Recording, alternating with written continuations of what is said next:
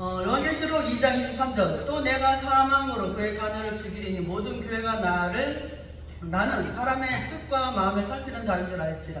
내가 너희 각 사람의 행위대로 갚아주리라. 행위대로 갚아주신다고 말씀하십니다.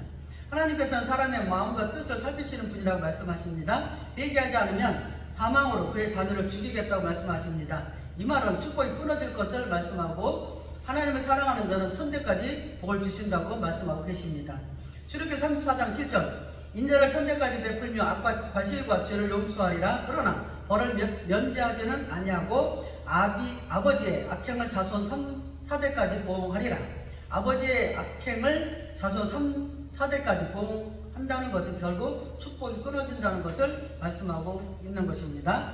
자손 대대로 후손들이 복을 받고 살아야 하는데 결국 후손이 끊어진다는 것은 하나님의 백성으로부터 떨어져 나가는 것을 말씀하고 있는 것입니다. 알지라, 긴노스코, 깨닫다, 알게 하다, 알아보다 라는 뜻인데요. 직설법, 미래, 중간태, 복수, 3인칭. 이 뜻은 하나님께서 사람의 마음을 살피고 아는 것을 깨닫고 알게 하시며 알아보게 하시는 것인데 사실이다. 직설법. 하나님께서 직접 역사하셔서 알게 하시고 앞으로 할 일을 깨닫게 하신다는 말씀입니다. 미래시제, 직설법, 미래시제를 말씀하셨죠. 중간기법, 사람이 하나님 하시는 일을 깨닫고 알아서 회개하고 돌아오면 자신에게 하나님의 진노가 넘어간다는 것을 말씀합니다.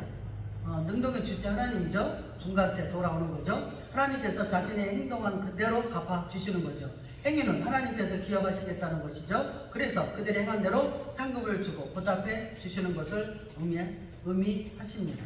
의미하는 거죠. 자, 계시록 2장 24절 25절 두아디라에 남아있은 기운을 받지 아니하고 소위 사탄의 깊은 것을 알지 못하는 너희에게 말하노니 다른 집으로 너희에게 지을 것은 없노라. 다만 너희에게 있는 것을 내가 올 때까지 굳게 잡으라. 주님께서는 두아디라 교회에 주님의 말씀을 받지 아니하고 사탄이 역사하는 이세벨의 말을 따라가는 자들은 죽을 것이고 오직 예수 그리스도의 복음을 붙잡고 가는 자들은 생명을 얻게 된다는 거죠. 다른 집을 지을 것이 없다는 말은 율법의 짐을 주지 않겠다는 것입니다.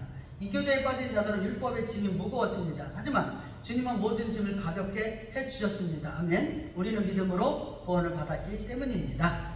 굳게 잡으라, 크라테오, 붙잡다, 굳게 지키다, 잡다라는 뜻인데요. 동사명령법, 과거, 능동태, 복수, 2인칭. 두아디라 교회에서 주님의 말씀을 듣고 따라올 자들은 이미 과거에 하나님께서 예정되어 있다는 것을 알 수 있습니다.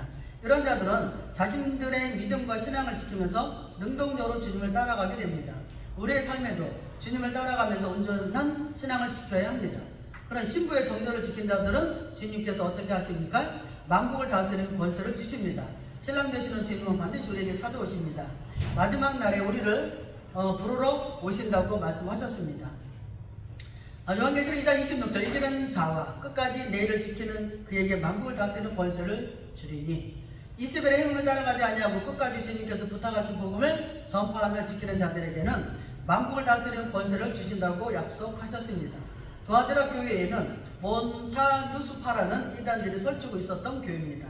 몬타누스는 육은 악하고 영은 선하다고 주장하면서 막시밀라와 프리스길라라는 과부들을 데리고 다니면서 거짓 예언을 하고 결혼을 취소하고 금식하는 것을 법령으로 정해놓고 돈을 징수하는 사람을 임명하여 헌금을 강요하고 재물을 확보했습니다. 이런 거짓 선지자의 예언을 듣지 말고 오직 복음의 말씀을 듣고 주님을 따라오는 자들은 만국을 다스리는 권세를 주시겠다고 약속하신 것입니다. 철장 권세를 받습니다. 요한계시록 2장 27절 그가 철장을 가지고 그들을 다스려 질그릇 깨트리는 것과 같이 하리라. 나도 내 아버지께 받은 것이 그러하니라. 권세, 엑수시아, 선택의 자유, 권리, 통치력, 권력자라는 뜻입니다. 하나님께서 주신 권세는 능력과 권능과 통치입니다. 세상의 모든 사람들을 통치하게 되고 관할하며 주관하게 되는 권세를 받게 됩니다. 하나님이 주신 권세는 아버지의 대리자의 왕권을 수여받는 것입니다. 이 권세를 예수님께서도 하나님으로부터 받았습니다. 예수님이 받은 권세를 구원받고 또 복음을 사수한 자들에게도 주시는 상급입니다. 시편 2장 9절 내가 철장으로 그들을 깨뜨리며 질그릇같이 부수리라 하시도다. 주님께서도 이런 철저한 권세를 하나님으로부터 받으셨습니다. 질그릇 깨뜨리듯이 세상의 악한 권세들을 무찌르시는 것입니다. 이제 우리도 주님께서 이런 권세를 주심으로 받게 될 것을 말씀하고 있습니다. 또 새벽벌을 주시겠다고 약속하셨습니다. 계시록 2장 28절 29절 말씀, 내가 또 그에게 새벽벌을 주리라. 귀 있는 자는 성령이 교회들에게 하시는 말씀을 들을지어다. 끝까지 복음을 지킨 자들은 하나님께서 새벽벌을 주시겠다고 약속하셨습니다. 새벽별은 동이 트기 전에 깜깜한 밤하늘에 유난히 빛나는 별입니다. 이 별은 유독 빛이 납니다. 이와 같이 하나님께서 마지막 날에 큰 상급을 주시겠다는 것입니다. 하나님께서 우리를 별과 같이 높아지게 하셔서 주님을 향해 순교를 지킨 것을 받아주시는 것을 말씀합니다. 다니엘 12장 3절, 지혜 있는 자는 궁창의 빛과 같이 빛날 것이요 많은 사람을 옳은 대로 돌아오게 한 자는 별과 같이 영원토록 빛나리라. 이 말씀은 정죄를 지키면서 복음을 전하여 주님께로 돌아오게 한 사람은 하나님 나라에서 영원히 별과 같이 빛나는 복을 받는데, 이것이 바로 주님이 인정해 주시는 상급입니다. 우리는 마지막 때에 신부의 정죄를 지켜야 합니다. 우상을 섬길 일이 얼마나 많이 있습니까? 돈을 섬기는 자들이 있고, 권력을 섬기고, 자신을 섬기고, 세상을 섬기고, 너무 많아요.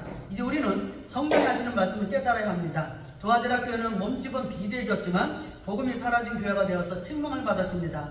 영적 정죄를 잃어버리고 우상과 결혼하는 자가 되었습니다. 이제 우리는 생각해야 됩니다. 과연 나에게 복음이 있는가? 생명이 있는가? 나는 주님의 신부로서 신부 단장을 하고 있는가? 내 안에 다른 남편은 없는가? 신부가 가장 행복할 때가 신랑과 함께 있을 때입니다. 신부는 신랑을 잃어버리는 힘을 쓸 수가 없습니다. 신랑을 잃어버린 자들이 다른 신랑을 찾아 헤매고 돌아다니는 것입니다. 우리는 영원한 신랑을 만났습니다. 신랑 되시는 주님과 영원토록 우리는 살아야 합니다. 신랑을 버리거나 배반하거나 떠나간다면 결국 불행한 삶이 시작되는 것입니다. 이제 우리 마음에 영원한 신랑을 섬기며 신부로서 영적 정도를 지켜나가야 합니다. 아멘.